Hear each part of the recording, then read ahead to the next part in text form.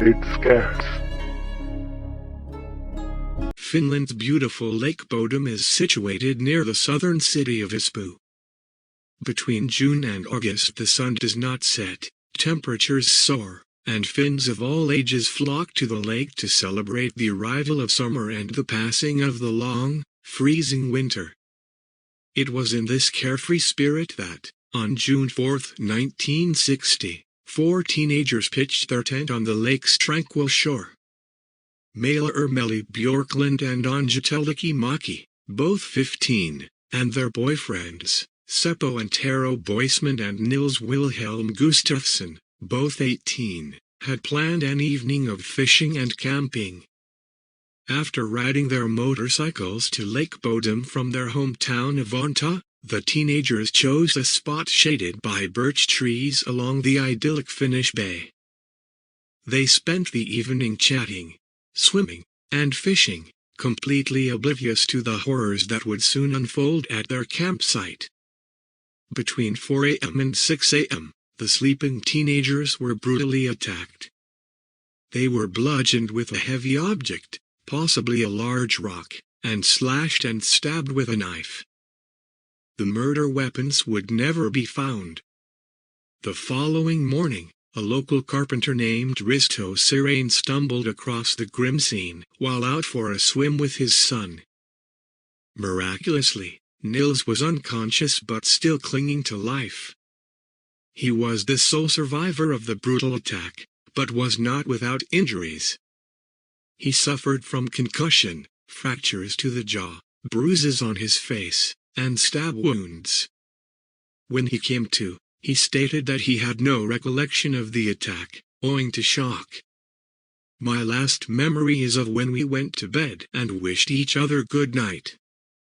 After that, I don't remember if it was Wednesday or Thursday when I woke up," he stated. Of all of the victims, Nils' girlfriend, Mela, sustained the most vicious injuries. She was discovered lying on top of the tent with her underwear removed, and she had suffered significantly more stab wounds than the others. A cluster of wounds had been inflicted post-mortem, the majority on her neck. An investigation of the crime scene revealed that the killer had not entered the tent, but had attacked the teenagers from outside of it as they slept. The tent had at least 25 slashes. Several items belonging to the teenagers appeared to have been stolen, including a wallet and items of clothing, including Nils' shoes. Strangely, the keys to the victims' motorcycles had been taken, but not the bikes themselves. Approximately 1/2 mile from the crime scene, several of these items were found, including Nils' shoes, which were partially hidden. In front of the mangled tent was a set of bloody footprints that matched Nils' discarded shoes, implying that the killer had fled the scene while wearing them. 2 boys who had been birdwatching near the crime scene came forward to tell police that they had seen a blonde-haired man walking away from the collapsed tent at approximately 6 midnight. These young eyewitnesses would later undergo hypnosis in the hope that they could provide more information. While they couldn't give further details, their story remained the same, and a composite sketch of this unidentified man was drawn by a police sketch artist. After making a full recovery from his injuries, Nils would also undergo hypnosis. During his session, he recollected a vision of a figure coming toward him, clad in black and with glaring red eyes. At around 11 a.m., June 5, 1960, the bodies are discovered. Over time, several individuals became suspects in the gruesome triple murder. One of the most plausible among the locals was Karl Valdemar Gillström, a kiosk vendor at Lake Bodom. Karl was known for his particularly aggressive behavior toward campers. On occasion, he would slash the ropes of tents so that they would collapse on the sleeping occupant. When he was a teenager, Karl had thrown rocks at him as he biked past. Many locals had found it extremely suspicious that, following the murders, Karl filled in a well on his property. Because the murder weapons had never been discovered, there were those who suspected that they had been interred in the well. In 1969, Karl drowned in Lake Bodom. He had never been fully investigated as a suspect in the murders. His wife had provided a seemingly ironclad alibi for him, claiming that he was in bed asleep. However, shortly before his wife passed away, she confessed that this alibi was false and claimed that he had threatened to kill her and their children if she refused to provide a cover story for him. Another prime suspect throughout the investigation was an alleged KGB spy named Hans Assmann, who once claimed he had served as a guard at Auschwitz. The day after the murders, Hans checked himself into the Helsinki Surgical Hospital, where his appearance was said to be extremely disheveled. Nurses recollected that he had black fingernails and his clothing was stained with a red substance. The doctors who saw him that afternoon were adamant that the red stains on his clothes were blood. Moreover, Hans was said to have acted in a very suspicious manner at the hospital, giving a false name, telling contradicting stories about how he had injured himself, and feigning unconsciousness.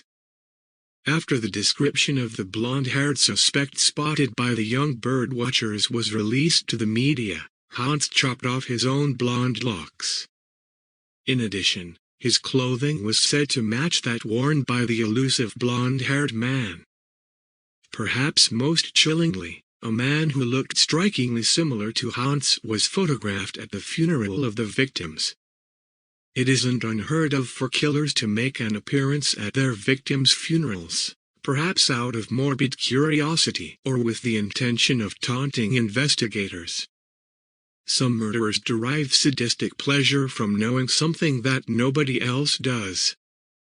Despite all this powerful, admittedly circumstantial, evidence, Hans was never brought in for questioning. Several books have been written about Hans Assmann, and he has been linked to several other unsolved murders, including that of 17-year-old Olli Kailikisari. In 2003, Dr. Jorma Palo, who had been training at the Helsinki Surgical Hospital when Hans came in for treatment, published a book in which he named Hans as the killer. Allegedly while on his deathbed, Hans confessed to the murders. However, this claim cannot be verified. The case eventually went cold, but because Finland has no statute of limitations for murder, it was reopened in 2004. Sole survivor Nils Gustafsson, now married with 2 grown-up children, was arrested on suspicion of having committed the murders. Investigators claimed that the broken jaw he had sustained during the attack was the result of a fight with Seppo, his best friend.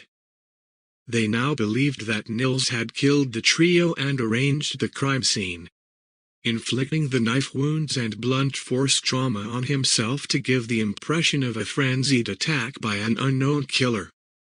August 4, 2005, 45 years after the murders were committed, the trial of Nils Gustafsson begins. Investigators announced that they had discovered a key piece of evidence that allegedly tied Nils to the murders. DNA testing had been carried out on Nils' discarded shoes that revealed traces of the victim's blood. During Nils' trial, his defense argued that the new DNA evidence didn't prove that Nils was guilty of the murders. They contended that the killer could have easily stolen and worn Nils' shoes, along with several other items of clothing that were taken. The prosecution refuted these arguments, stating that Nils had committed the murders and then discarded his shoes in an attempt to conceal his guilt. The defense used DNA evidence of their own to strengthen their case by presenting a pillowcase that had been found inside the teenager's tent. On it, they found sperm that didn't match either Nils or Seppo. They argued that this was evidence that somebody else had carried out the attack on the victims in a sexual frenzy. The fact that Nils' own blood was found on the inside of the tent, indicating that he, too, had been inside the tent during the frenzied attack, further strengthened their case. Victim or killer? Both the defense and the prosecution produced experts who gave conflicting statements with regard to the injuries that Nils had suffered on that fateful night. Neurology specialist Ali Tanavo claimed it was very plausible that Nils had suffered memory loss following the attack.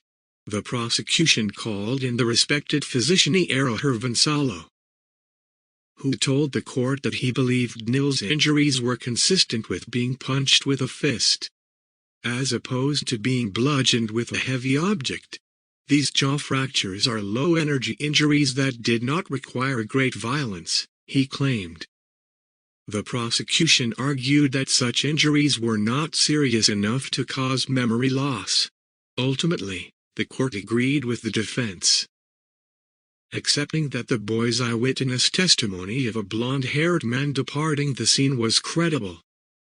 It ruled that an unknown assailant had probably attacked the 4 teenagers as they slept in their tent, and rejected the prosecution's scenario that a fight between Nils and Seppo had triggered the murders. The court deduced that it was very unlikely that Nils could have inflicted his wounds on himself. He was very badly injured and could not have done what he is being charged with. Riita Lepiniemi, Nils' attorney. Furthermore, the court questioned how Nils could have disposed of the murder weapons in such a short time frame. Nils was duly acquitted of all charges, and was awarded $44,952, $500 in US dollars, compensation for the suffering his arrest and trial had caused him.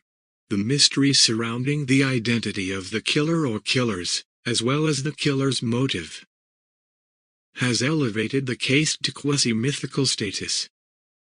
3 generations of children have grown up being told not to stay out late for fear of the Bodom murderer. As long as the killer is unidentified, that fear shall remain. Don't forget to like, comment, and subscribe.